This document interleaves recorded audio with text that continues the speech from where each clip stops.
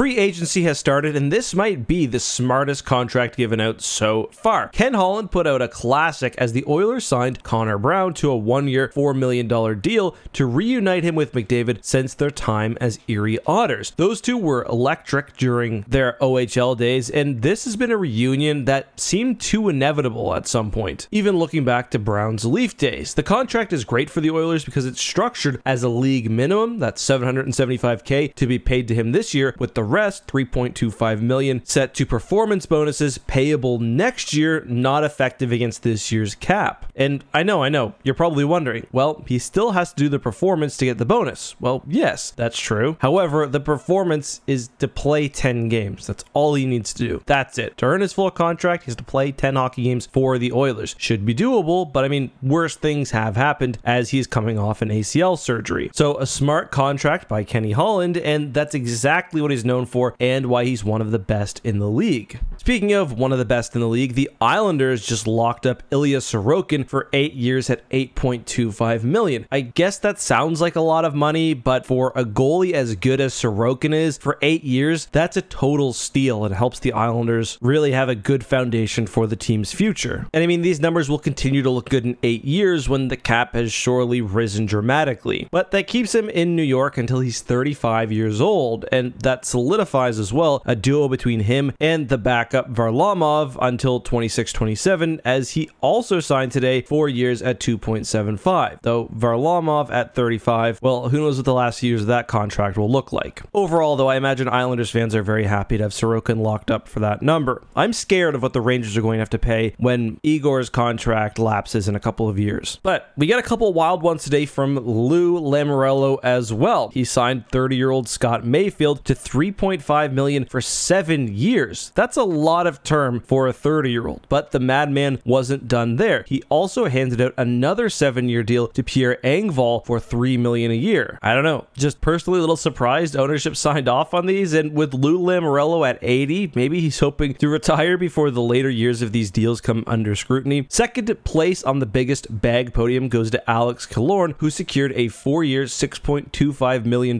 deal in Anaheim. And it's weird that Killorn will no longer be a Lightning player. Definitely a big piece of the dynasty sort of falling away there. I know Killorn was liked by Lightning fans, but a lot of people felt like he was overvaluing his own worth. Anyway, Anaheim wasn't done there, as they also went out to get Radko Gudas from Florida for 3 years at $4 million. That's a couple solid vets to come in and help out with the young Ducklings. Tristan Jarry then signed the third biggest contract of the day as he returns to Pittsburgh for 5 years at $5.375. That'll keep him there until he's 33, where he leaves himself open for another solid payday. Just gotta keep healthy. Not the only major move by the Penguins today, as they went back and grabbed fellow Nova Scotian Ryan Graves from the Devils for 6 years at 4.5 sheets a year. And that's a lot of clams to be taking back to Yarmouth, Nova Scotia. That'll pay for a lot of lobster rolls. For a newcomer to Pittsburgh, Doobie was making a lot of moves, actually. Kyle Dubas signed Noel Acciari, his trade deadline acquisition, to a 3-year, $2 million